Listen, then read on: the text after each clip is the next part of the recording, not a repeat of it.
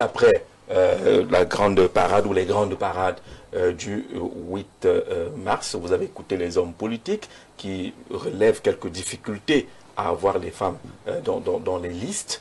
Certaines n'osent pas, d'autres sont prisonnières de nos traditions, de nos cultures, de notre très forte poussée patriarcale.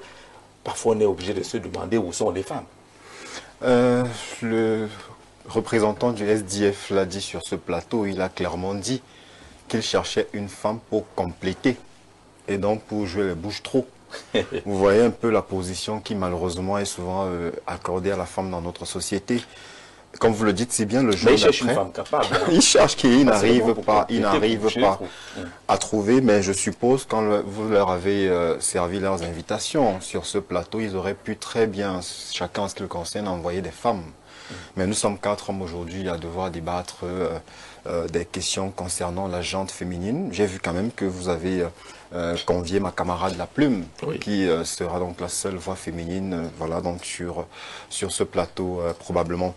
C'est le reflet de notre société où la femme malheureusement est plus considérée comme un morceau de chair que toute autre chose. Et c'est dommageable.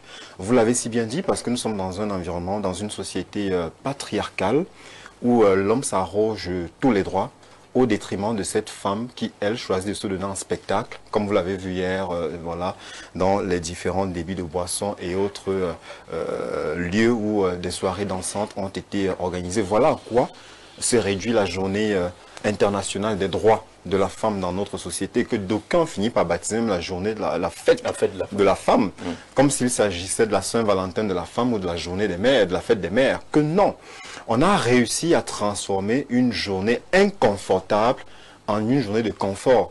Parce qu'il faut se dire, il faudrait rappeler à cette dame-là que cette célébration du 8 mars est née en fait du sang des ouvrières new-yorkaises en 1908. Et elle s'est perpétuée dans les luttes féministes mondiales. Au Cameroun aujourd'hui, quand on parle de féminisme d'ailleurs, comme en Afrique noire subsaharienne, on a le sentiment très souvent que c'est une utopie. Parce que même ces femmes, voyez-vous, ne seraient même pas d'accord pour cette égalité tant clamée sous d'autres cieux. Il y en a qui ont fini par intérioriser cette position d'infériorité et qui la transmettent même à leur progéniture. Parce que, voyez-vous, dans notre société, c'est la femme qui est au cœur de l'éducation. C'est la femme qui, très souvent, pour celles qui sont femmes au foyer, ce sont elles qui ont généralement la charge de l'éducation des enfants. Mais dans notre société patriarcale, déjà, on va vous dire, même lorsque vous servez à manger, il faut réserver les meilleurs morceaux à l'homme, puisque la maman, même lorsqu'elle sert à manger, parfois, elle va s'abstenir de prendre quelques morceaux, voilà, donc qu'elle préférera donc servir à son homme. Vous avez eu des cas de féminicide du côté des Bolova, où un homme de Dieu aurait attenté à la vie de son épouse parce qu'il était allé compter les morceaux de viande dans la marmite. Voilà un peu dans quelle société nous nous retrouvons aujourd'hui. Mais le pire, comme je le dis, c'est que nous autres hommes le décrions, nous autres hommes militants, mais les femmes elles-mêmes, qu'est-ce qu'elles font? Est-ce qu'elles ont même conscience déjà?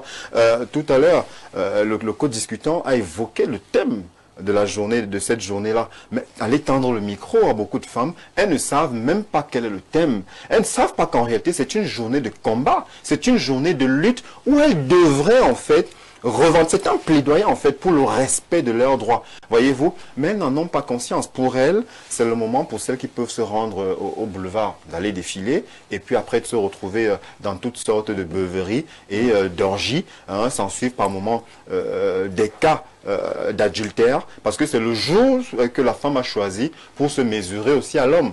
Comme nous sommes dans une société où la polygamie est acceptée, mais la polyandrie est condamnée, ce jour-là, la femme aussi va faire ce qu'elle voit des hommes faire, multiplier des amants, et surtout se donner au plus offrant celui qui aura acheté son pagne, puisque la fête du 8 mars se réduit à l'achat du pagne. Et à cause de ce pagne, nombre de ménages sont brisés.